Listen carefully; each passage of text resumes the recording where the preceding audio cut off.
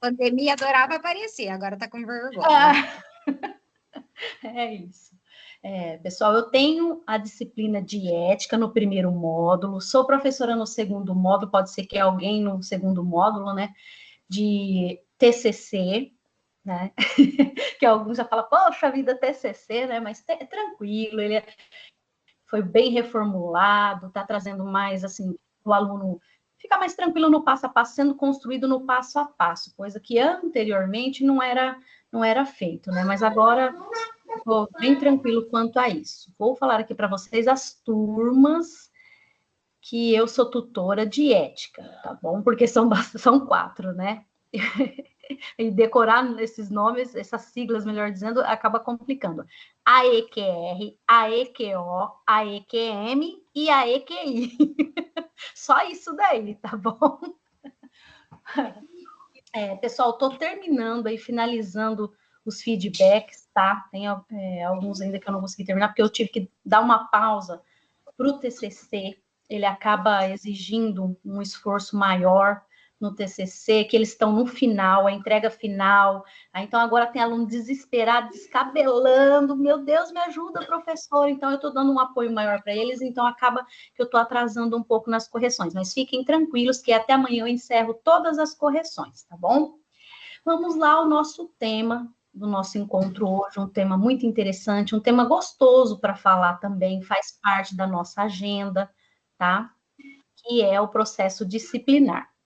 Vamos lá, compartilhar.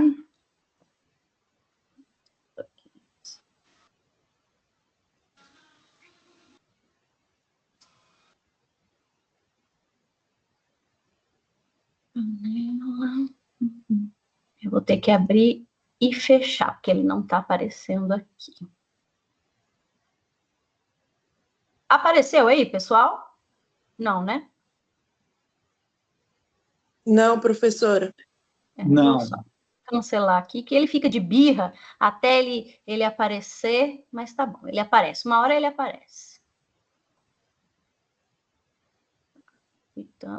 Aí podem até ver que eu estava pitã aqui aberto, é tudo já vendo, já socorrendo aluno que mandou mensagem desesperado, e está no final, e é um Deus nos acuda, mas no final tudo dá certo.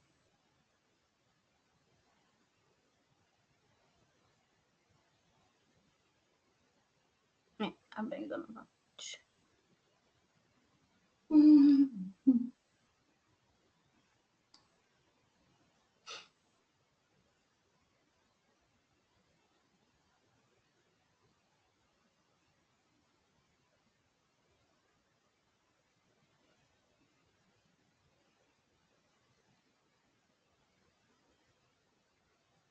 Isso, agora foi. Tá vendo? Ele fica de birra, mas depois ele aparece, tá bom? Agora apareceu, né? Agora sim, apareceu. Sim, agora apareceu, sim. Agora sim. E bora lá então, pessoal. O tema do nosso encontro, como já foi marcado anteriormente, é falar sobre o processo disciplinar e algumas regras, né, de conduta dentro do exercício profissional do corretor de imóveis, tendo em vista, né, que a ética profissional, ela vem abordar justamente esse assunto, né? Nós tivemos, inclusive, a atividade que vai ser entregue é relativa a isso daí, né? Toda a agenda vem trazendo sobre esse assunto. E, gente, creio, no final a gente vai ter um tempinho para a gente conversar sobre isso daí. Quero ouvir de vocês algumas experiências para a nossa próxima agenda, salvo erro. Vai ser um debate e tem um assunto muito... Sempre vejo que os alunos trazem à tona essas questões, principalmente da ética, porque eu creio que cada um tem uma experiência sobre isso, né? E aí vem a questão do dia a dia do corretor de imóveis. Como ele deve agir, a ética está justamente ali para que ele possa agir de forma correta, que ele não tenha só a visão da questão do lucro, né? Não é só, lógico que isso faz parte, porém não é essa a intenção. Tem ali o outro lado do ser humano que almejou tanto tempo, tem pessoas que passam a vida inteira ali tentando guardar um dinheiro para conseguir o sonho da casa própria. Todos nós, né, quem já tem ou quem vai ter a sua casa própria sonha, é algo que nós sonhamos, almejamos, né? E de repente você se depara com situações, o corretor te mostra uma casa, fala que a casa é maravilhosa, e de repente, no primeiro momento que você faz ali aquela visita, é maravilhosa, você fica encantado, mas na verdade por trás disso tem outras coisas, né? E que ele tem, se ele não tiver conhecimento, é outra coisa. Agora, quando ele tem conhecimento, mas ele procura dar um jeitinho de passar aquele imóvel só pensando no seu lucro, no que ele vai obter daquilo, mais uma venda, é muito complicado. E, infelizmente, né, é algo que nós vemos aí no nosso dia a dia. Infelizmente, porque a questão ética, eu costumo sempre falar para os meus alunos, não só aqui no curso de transações imobiliárias, na ETEC, eu também trabalho ética e cidadania organizacional. O grande problema, acho que do mundo, né, é justamente isso. A falta de ética em todos os âmbitos, né? Se as pessoas visualizassem isso de uma forma diferente, mas quando fala em ética, fala assim, ética, não tem importância não, falar de ética, é uma coisa que nós sabemos, que está ali justamente no nosso dia a dia, e que às vezes nós não damos nem a devida atenção, mas é fundamental para todas as profissões, não só para o corretor de imóveis, mas para todas as profissões. E a gente vê tanto problema que é justamente causado porque os profissionais não agem de forma ética. Não tem muita coisa sobre isso? Tem, né? E aqui, logicamente, é focado na questão do corretor de imóveis. Nós temos, diante de uma falha, de um erro cometido, diante, logicamente, do não exercício da ética profissional, no qual vocês vão ser futuros aí corretores de imóveis. Às vezes vocês já até trabalham numa imobiliária onde tenha corretor de imóveis. Então, vocês já devem ter visto muitos casos, já devem ter passado por situações e ficam sabendo, às vezes, um familiar, né? Eu lembro que no semestre passado, um aluno contou um fato que o pai comprou uma casa, justamente aquele sonho, guardou dinheiro a vida toda, conseguiu comprar uma casa, e quando ele foi perceber, a casa estava toda tomada de cupim. E no primeiro momento que ele foi lá fazer a visita, isso e aquilo, ele não visualizou aquilo, não deu para ele ver. Mas o imóvel estava com preço, sabe aquele imóvel assim, nossa, que achado? Um achado. E depois ele teve um prejuízo tremendo, no caso, o pai, né? Foi uma dor de cabeça muito grande, porque você tem o direito, lógico, tem aqui o processo disciplinar, que justamente nós vamos falar, tem a regulamentação, que está ali justamente para dar o amparo. Só que nós sabemos que qualquer litígio que seja, não só nessa área, demanda tempo, você tem todo um desgaste emocional, porque você tem que provar, você tem que, não só provar, né, mas você tem que ter ali meios para falar isso e aquilo, então às vezes acaba causando um aborrecimento, né? Então nós temos no primeiro momento, houve aí por parte do corretor de imóveis essa ética não foi cumprida, não existiu essa ética no exercício da profissão, ele vai, logicamente, arcar com essa consequência dos atos que ele praticou. Porque tem ali, né, o seu fundamento legal, como foi colocado aqui, a resolução do COFES, nós temos também a questão do CRES, que vai estar analisando isso, até por todo o procedimento. Por quê? A intenção é visar, é garantir essa integridade, a transparência com o seu cliente e manter, logicamente, a ética nesse exercício da profissão, porque isso não tem o âmbito dos corretores de imóveis, mas isso também tem lá, aqui como mencionado, o direito do consumidor, porque esse corretor de imóveis que praticar um ato ilegal em si, ele vai arcar com diversos aspectos, tanto na esfera civil, se ele for usar de má fé, se ele estiver enganando, induzir alguém a erro, ele ainda pode ser processado por questão de estelionato. Então, são vários fatores que acarretam aí, né? Aqui na cidade onde eu moro, é uma cidade pequena, né? Eu moro em Andradina, aqui no interior de São Paulo, próximo ao estado do Mato Grosso do Sul. Então, hoje a gente, principalmente, abriu um parque aqui, o Aqualinda, então a cidade ficou uma belezinha. Você vai comprar um terreno, vai comprar uma casa, parece que você está comprando um tesouro, porque aumentou, assim, absurdamente, questão de aluguéis, de venda e tudo. Lógico que tem alguns quesitos, né, que são avaliados justamente essa questão de preço, mas acabou se tornando muito exorbitante em algumas questões. E muitos corretores, justamente respondendo aí a processos disciplinares. E muito processo, hein? Não só esse processo administrativo, como o processo judicial. Isso é triste, porque todos tiveram ética no decorrer ali, para que pudesse ser corretor de imóveis, né? Eles passaram, fizeram cursos, tem a modalidade do Centro Paula Souza, que é o curso EAD, mas existe outras instituições que fornecem isso aí também. Todas têm, hoje qualquer curso técnico e faculdade tem a disciplina ética em si, né, que é justamente abordar esses assuntos, esses aspectos, mas no nosso dia a dia nós ainda verificamos esses erros, essas situações, porque é do ser humano também, né? Infelizmente, no nosso dia a dia, não só nessa área, a gente percebe justamente isso, tá? Quais são aí os órgãos responsáveis por essa fiscalização? Esse aqui, eu creio que vocês os dois, né? Vocês já devem ter escutado bastante, no segundo módulo, mais ainda, tá? O COFES, que é o Conselho Federal de Corretores de Imóveis, e o CRESE, que é o Conselho aí, Regional de Corretores de Imóveis. Ambos aí, o COFES, ele tem a missão, né, de emitir diretrizes, ele quem vai dar a base, ele vai normatizar a profissão, vai também supervisionar o CRESE, tá? Vai estar analisando ali. E já o CRESE, ele fiscaliza os profissionais de uma forma mais regional, vai aplicar sanções disciplinares e tem a questão do registro dos corretores, né? Por quê?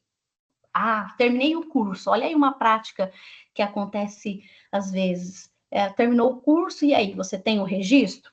Muitas pessoas, nós vamos ver nos slides posteriores, que atuam sem o devido registro, né? É um grande problema. Um grande problema isso. E outros, ainda dei o exemplo do caso de quem já fez um curso na área de corretor de imóveis e aí acaba exercendo antes mesmo de ter o registro, mas existem vários que atuam sem nenhum tipo, eu sou corretor, ou simplesmente nem tem a nomenclatura corretor, mas simplesmente faz esse tipo de negócio, né? Com valores exorbitantes de corretagem, acaba recebendo coisa de 20%, que aí, lógico que se for acordado entre imobiliária, é isso, mas é um preço exorbitante, a gente sabe muito bem que isso é exorbitante, né? Então tem esses dois órgãos para estar fiscalizando, um normatiza, cria toda a parte de legislação, o outro fiscaliza, vai estar supervisionando, principalmente esses profissionais, e no caso de ter que aplicar essas sanções, né, ele vai estar ali, justamente porque vai ter todo um critério. Advertência verbal, que nós vamos ver lá na frente, dentro desse processo em si, até realmente perder aí o direito e o CRESE em si, que são para casos extremamente, que são graves, né? Que não é difícil de achar. Vamos falar aqui das regras de condutas que são permitidas, que é o zelo e a probidade, que é exercer, né? Você percebe no profissional quando ele faz aquilo com amor, que às vezes ele tem vamos colocar dois imóveis, né? Um é um valor maior, o outro é menor. Mas ele conhece, ele vai estudar ali a situação do seu cliente, do consumidor, fala, poxa vida, esse aqui é o imóvel perfeito para essa pessoa. Porque ele tá olhando com empatia para aquela pessoa, né? Está colocando no lugar daquela pessoa que tanto deseja, é um sonho. A pessoa sonhou muitos anos e outra.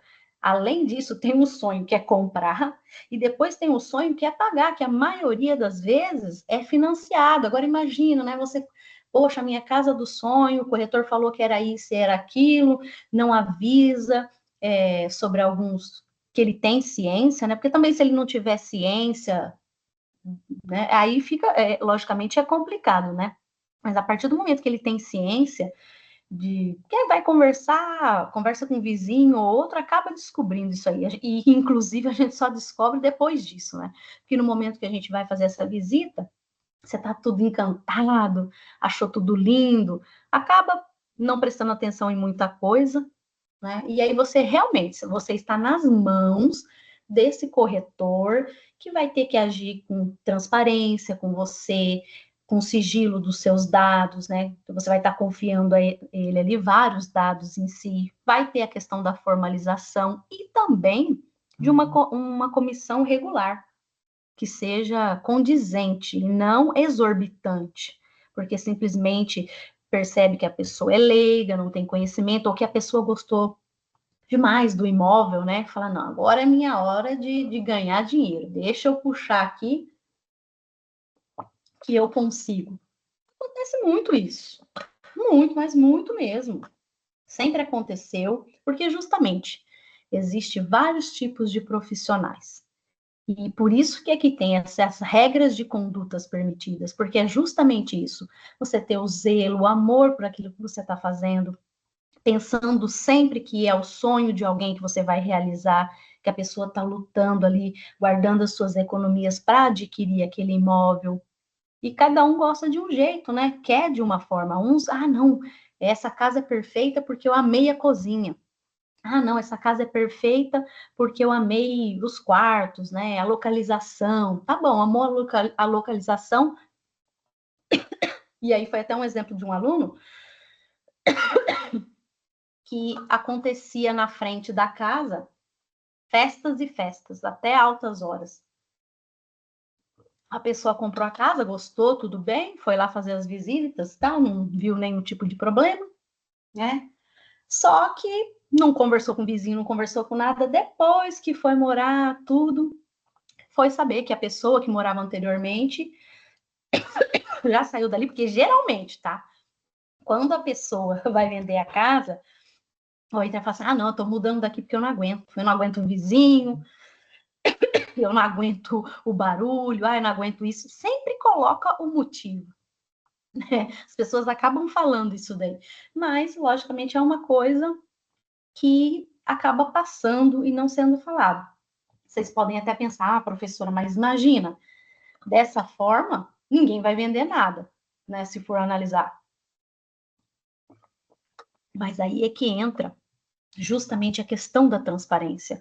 E você tem que saber como conduzir isso. O bom vendedor, eu não levo jeito para venda, nem um pingo. Mas o bom vendedor, ele pode até falar, olha, esse imóvel aqui, ele acontece isso e isso. Mas eu tenho um outro imóvel em outro lugar, tal, e tentar fazer justamente esse meio campo, procurar, porque muitas vezes ele vai procurar, a pessoa vai chegar e falar, olha, eu quero um imóvel, isso, em tal lugar, às vezes já até fala, quando a cidade é maior, né, fala, queria em tal região, desculpa, gente, começa a falar demais, começa a me dar tosse. E já às vezes fala até o determinado valor, e aí o corretor vai fazer o quê? Justamente isso, pensar nas possibilidades, buscar ali no hall de imóveis que ele tem para oferecer o melhor para o seu cliente, né? Dentro do possível também. Mas o fato aqui mencionado é o quê? É justamente você esconder, você ter a ciência, falar, não, eu não vou falar porque a venda ficou muito interessada, eu não vou querer estragar. Porque tem pessoas até que falam, na frente da casa, geralmente costuma acontecer algumas festas, a pessoa vai falar, não tem problema para mim, eu não tenho problema com barulho, eu coloco ar-condicionado na casa, a casa fica toda fechada e nem escuta. No caso aqui mesmo, a casa da minha mãe, do lado tem uma casa de festas assim, né? Aluga para final de semana. De certa forma, sabe que acaba extrapolando os horários, né? É música, é gritaria, porque é festa. Mas o que acontece? Isso não atrapalha a gente, pelo fato que fica ali com o ar-condicionado ligado, nem escuta. Você só vai escutar se sair na área da frente ou se abrir a janela. Caso contrário, nós não temos problema com isso. Mas aí são N situações, né? Já dentro das proibições no exercício, e isso é evidente, é claro, não é uma coisa difícil de compreender, primeiramente o exercício ilegal, que foi aquilo que eu falei para vocês, muitos, né, exercem dessa forma, porque eles atuam totalmente sem o registro válido no CRES, ou às vezes até tem, mas já está com esse registro suspenso ou cancelado, tá? Que é justamente porque o indivíduo já passou por algum processo disciplinar. Na verdade, ele está ali até lotado de tanto processo disciplinar, de situações que ele já esteve envolvido, mas ele continua ali. Né? E se for fazer uma análise, tem muita coisa sobre isso, né? A dignidade profissional, que é justamente praticar os atos que vão comprometer a imagem, porque você é batata, gente. Vocês vão me falar, depois eu quero que vocês me contam. Ah, fulano de tal. Ih, não vai no fulano de tal, não. Olha, fulano de tal só sabe fazer... Vocês já sabem, né? Tá ali fazendo trambique, isso e aquilo, colocando em fria. E às vezes a gente para pensar, mas como que uma pessoa dessa ainda tá no mercado? Olha, justamente pelo que nós acabamos de falar. Muitas vezes pelo exercício ilegal, né? E ele não está atuando ali com essa dignidade profissional, nem um pingo. Ele tem a imagem totalmente horrível, né? Diante da sociedade. E fala, mas poxa, se o pessoal, numa cidade pequena, né? Que a pessoa já sabe que aquele indivíduo não trabalha de forma ética, mas sempre tem o desavisado, aquela pessoa que não está ali, não conhece as pessoas, né? Não tem conhecimento disso. Então, sempre tem alguém para cair nisso. O overprice, que é cobrar valores acima, né, da tabela aprovada pelos conselhos regionais, né? O indivíduo quer ganhar horrores ali em cima da corretagem, assim por diante, que nós também encontramos. Nada disso que está colocado aqui são eventuais. Infelizmente, são que a gente vê no nosso dia a dia, e como profissional. Eu não sou corretora de imóveis, mas sempre tive contato, sempre trabalhei, né, com pessoas que trabalhavam com corretores, então essas notícias correm, principalmente cidade pequena, como eu falei, que é a que eu moro, né? Cidade grande, ali na região até é conhecido, mas imagina São Paulo, né? Muito difícil. E às vezes nós não temos o cuidado, não é o cuidado, às vezes passa corrido, acaba esquecendo de buscar informações, de ver realmente se aquela pessoa está exercendo legalmente, porque pode ser que não esteja, né? Mas a gente esquece disso. É impressionante, né? Como às vezes a gente cai em tantos fraudes, né? Justamente pelo dia a dia, a correria, isso e aquilo. Então, justamente aqui são as proibições que existem dentro desse exercício profissional. Mas aí, qual que é essa sanção para esses indivíduos, né? Aqui, muito no primeiro momento, porque é para algumas situações, né? Lógico que algo que é grave, ele vai ter uma medida diferenciada, tá? Mas nós temos aí como sanção disciplinar advertência verbal, mas a gente sabe muito bem.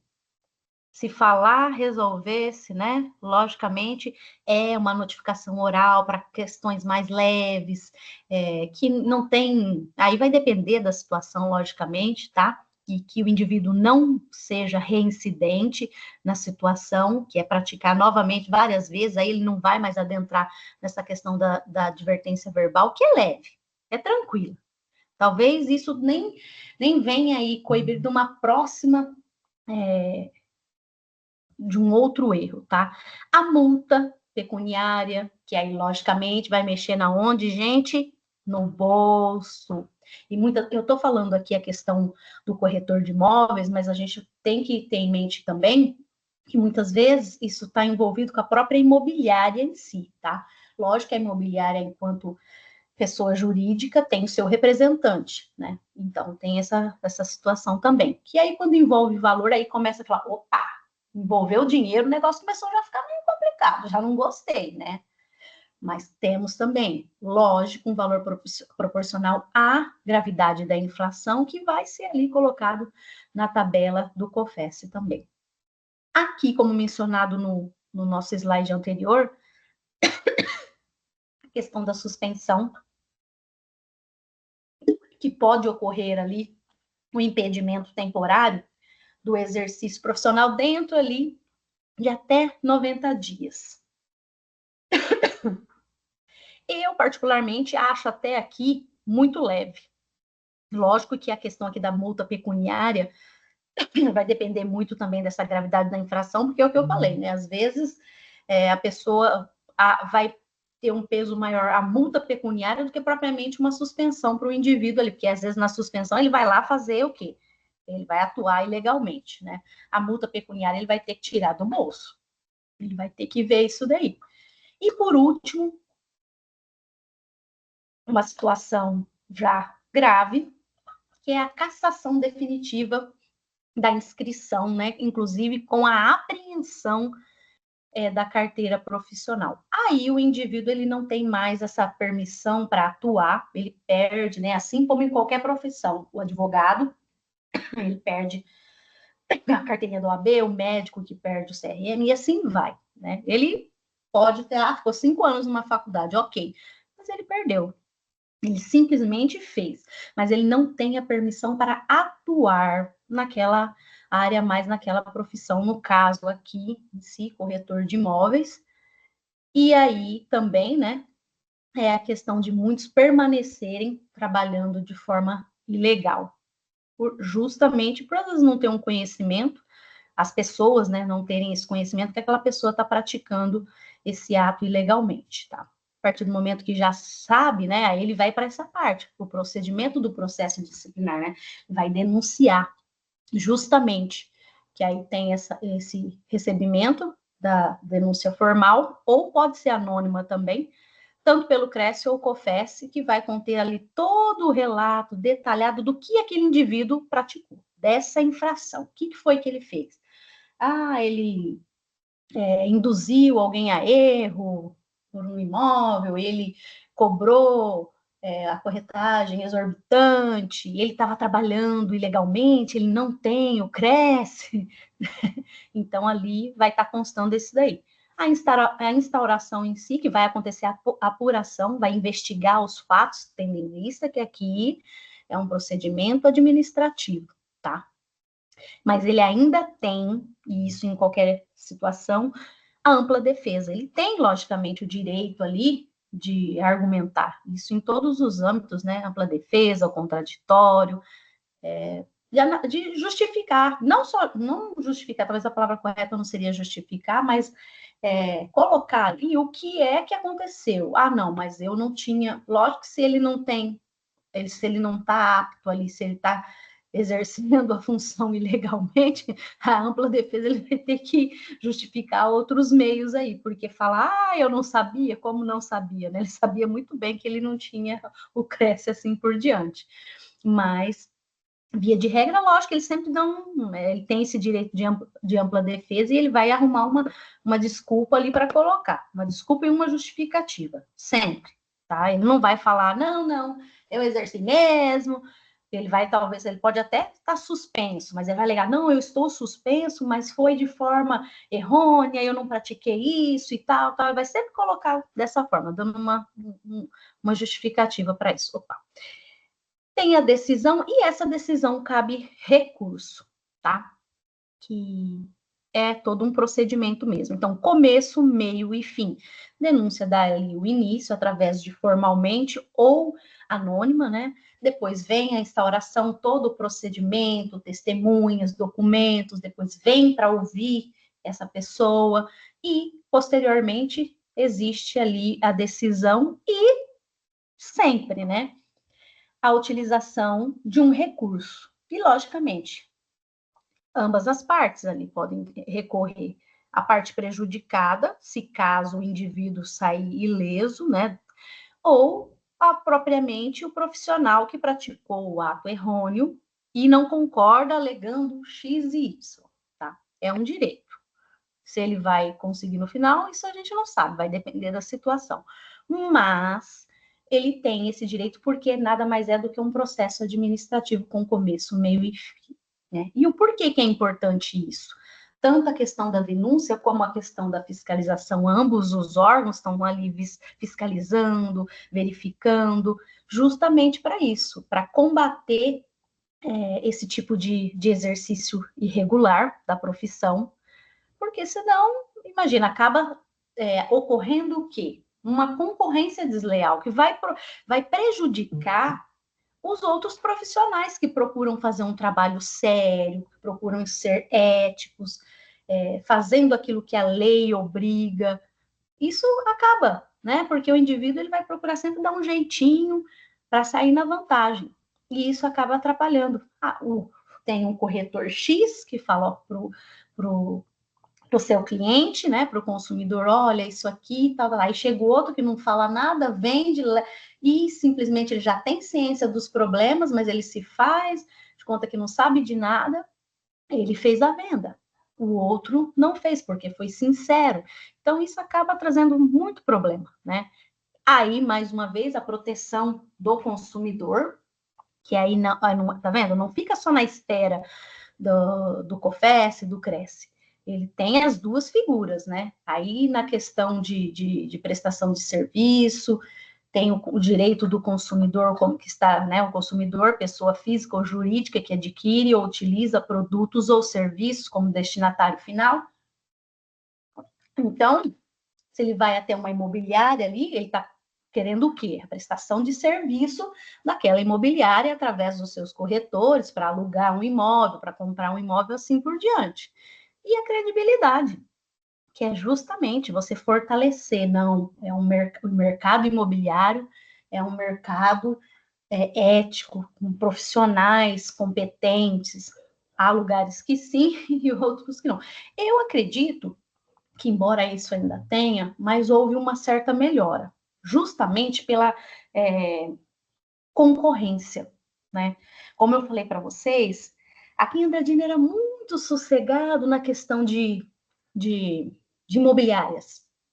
Até para divulgação, é uma cidade mais antiga, então não tinha muito isso. Agora abriu outras imobiliárias, então você vê mais essa questão dos profissionais procurando seguir as normas, assim por diante. Mas antes era uma coisa muito assim, de cidade pequena, que o pessoal não tinha muito conhecimento, justamente nessa questão do exercício ilegal, né? Hoje as pessoas já, como abriu uma concorrência, então não é nem o CRECE e o COFES, é os próprios corretores que tá ali, opa, fulano não é, opa, então tá já fazendo essa fiscalização. Então, até porque o mercado imobiliário cresceu, então tá um ou outro cuidando dessa parte, né? E procurando andar dentro da legislação, das resoluções, assim por diante. Aqui. E os casos mais comuns, a gente acabou conversando no decorrer aí da explicação, que é o registro irregular, a publicidade também é muito interessante, que tem atividade para vocês sobre isso, né? Uma publicidade irregular, que é no caso de anúncios de imóveis sem número do CRECE, visível, né? Ou sem autorização expressa, ou por escrito do proprietário. Vocês têm acho que 2 placas, né? Para estar fazendo a comparação ali entre elas do que tem que estar propriamente correto, né? É fácil a visualização entre as duas, né? Sociedade irregular, onde não tem nenhum tipo de registro entre corretores e imobiliárias, que também acontece isso, tá? Que é outro descumprimento dos requisitos legais, e mais uma vez mencionando sobre as danadas das comissões indevidas, muitas vezes até recebimento de múltiplas comissões, e sem conhecimento das partes, porque coloca um valor, e aí depois tem, dentro desse valor já está ali com muita, justamente comissões indevidas. Então, esses são os fatos mais conhecidos aí de infrações que acontecem no nosso dia a dia, que foi no decorrer do nosso bate-papo aqui, né? E é fundamental a ética e a responsabilidade no mercado imobiliário, não só nele, como em todos, né? O que eu iniciei falando com vocês sobre esse assunto, porque isso fortalece a confiança. Poxa, o fulano de tal, ele é conhecido porque ele é um corretor idôneo, ele preza pelo cliente, né? Ele está ali para proteger o cliente mesmo, para visar o interesse do cliente. O conhecimento, porque qual que é o conhecimento que o corretor tem que ter? Justamente as normas ali estabelecidas tanto pelo CRES quanto pelo COFES. É isso que ele tem que saber. E ele fez um curso para isso, né? É justamente isso. E isso fortalece essa confiança e a pessoa consegue, porque se você tem um corretor ali intermediando que você fala, não estou confiando muito nele não, hein? Tô achando meio estranho o que ele está falando, uma hora ele fala uma coisa, outra hora ele fala outra, isso já tira toda a credibilidade do indivíduo, né? Às vezes é até por um descuido, um desleixo, mas é aquela imagem que passa, né? Não dizem que a primeira imagem é que fica? Então, é justamente isso. Depois, se você, por um descuido, por a falta de conhecimento ali nas normas, você acaba passando essa imagem, ele já vai correr, a não ser que ele seja muito leigo, que ele não tenha, assim, nem, às vezes até pessoas idosas em si, né, acaba não levando isso em consideração, mas via de regra, as pessoas já vão ficar ali, como diz, com o pé atrás sobre esse tipo de comportamento. E às vezes não era nem essa impressão, né, que ele queria passar, mas por um descuido acabou passando isso daí. E esse o nosso, primeiramente, o nosso bate-papo, passando esse conceito do que é o processo disciplinar para vocês. E agora a gente eu gostaria de ouvi-los e que nós pudéssemos trocar experiências aí, como eu mencionei para vocês, né? Algumas, não foram muitas, mas que realmente vem no nosso dia a dia aí para, infelizmente, deixar o cliente, o consumidor ali, com um pé atrás, né? Ou muitas vezes triste com a realidade. Cláudio levantou a mãozinha. Pode. Pessoal, vai levantando a mãozinha que eu vou. Aí vocês podem abrir, tá liberado para abrir o microfone. Oi, professora. Na verdade, eu sou bem novato ainda nessa área, né? Eu estava trabalhando numa outra área totalmente diferente por muitos anos e agora estou começando, estou aprendendo tudo sobre essa área de transações imobiliárias, né? A coisa que me deixou assim um pouco curioso, ainda mais com o tema de disciplinar, né? Por exemplo, assim, se eu estiver atuando como corretor de imóveis e aí eu, por exemplo, trabalho com uma empreendedora, uma incorporadora, né?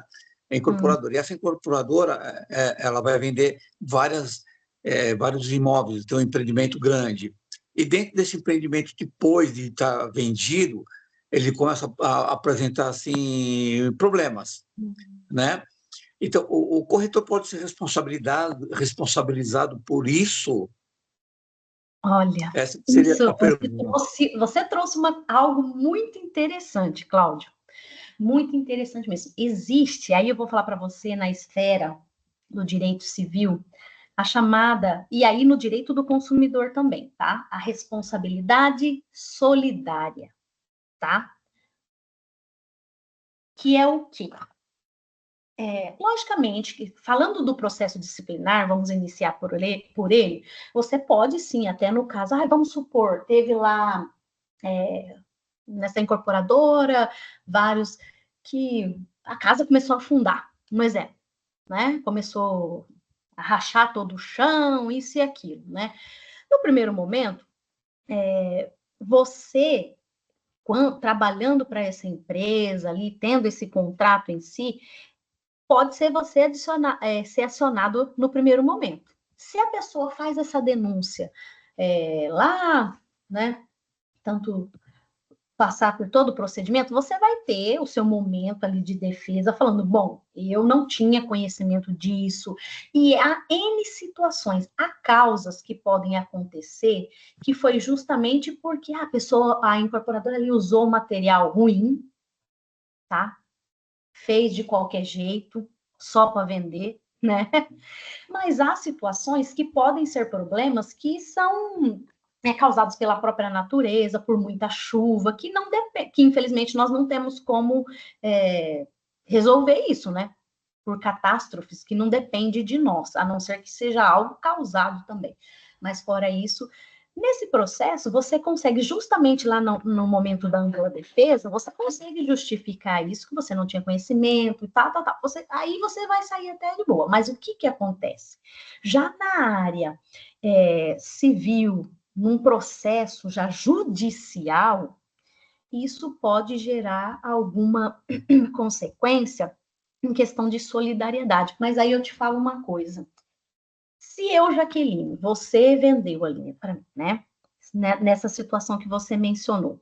Você, enquanto corretor de imóveis, e a incorporadora lá, que é a XY lá, quem que você acha mais conveniente para que eu possa acionar? A incorporadora ou você, Cláudio? Porque o corretor, no meu entender, ele fez a intermediação de algo que ele não construiu. Sim, não é? Sim. Mas Então, ele que apresentou ali, então, muitas vezes, no âmbito da esfera civil, não que ele vai responder, mas o cliente em si, entre você e a incorporadora, ele vai direto na incorporadora. Porque foi ela, justamente isso aí que você falou. Ela que construiu, ela que tem o conhecimento, embora quando você faz o curso técnico, né? Lá em si, vocês têm a noção de NCC, né? Da parte de arquitetura e engenharia em si. Sim. Lógico que não é um engenheiro, né? Não sai aquilo como engenheiro. Mas pode existir, tá? Pode existir que alguém queira colocar o nome do corretor também nessa situação, porque talvez era algo que eu, enquanto Jaqueline, enquanto pessoa, não teria conhecimento daquilo lá. Que a maioria das pessoas são leigas. Mas você, muitas vezes, por ser um corretor de imóveis, você não sabia que foi feito daquele jeito, mas visualmente você sabia que aquilo ali ia dar problema. Você já notou. Então, mostrando a parte jurídica, tá? A parte jurídica. Mas lógico que porque existe a responsabilidade solidária em algumas questões. Mas é lógico que a pessoa vai acionar a incorporadora, porque é ela que, em questão de responder, principalmente por danos morais e materiais, é lógico, eu vou diretamente nela, tá? Mas isso não impede que alguém coloque o seu nome também, tá? Isso não impede. Sim. Porém, logicamente que isso você vai alegar diante dos fatos que é incorporador. Aí que vem a questão da ampla defesa, né? Aí que vem a questão da justificativa que você vai alegar nos pormenores. Não, foi uma situação, eu só estou intermediando, eu não fui eu quem fiz. Porém, você acaba tendo algumas noções ali, se for fácil de visualizar, né? Lógico, se tem coisas que acontecem que só ali quem realmente construiu, quem é um engenheiro mesmo, para saber. E tem coisas que nem isso, né? Às vezes a pessoa constrói tudo ali, depois passou o tempo, olha lá o problema aparecendo. Poxa vida, né? Aí vem o prejuízo, né? Aqui em Andradina aconteceu isso, tá? aconteceu isso, inclusive a minha irmã, ela é advogada, e ela entrou com vários, com ação, justamente, só que aí foi justamente isso que você falou. Ninguém quis entrar no primeiro momento contra quem vendeu ali, até porque não teve a questão foi diretamente pela incorporadora, funcionários em si não teve a questão, mas com a incorporadora, para que ela pagasse. E teve alguns ressarcimentos, não foi muito, mas teve, porque era um valor menor, né? Não foi valores altos aí, mas eu até aconselho. Se fosse alguém me pedir um conselho contra quem logicamente é contra, só se a pessoa visualizasse que houve má fé mesmo por parte do corretor. Ele sabe, ele já tem conhecimento, ele já verificou, ele fez ali a vistoria, né? Vocês vão fazer no segundo módulo o famoso PITAM. Já ouviram falar sobre ele? Vou até parar a gravação aqui, porque senão... Já ouviram falar? Eu não. Eu não. Não.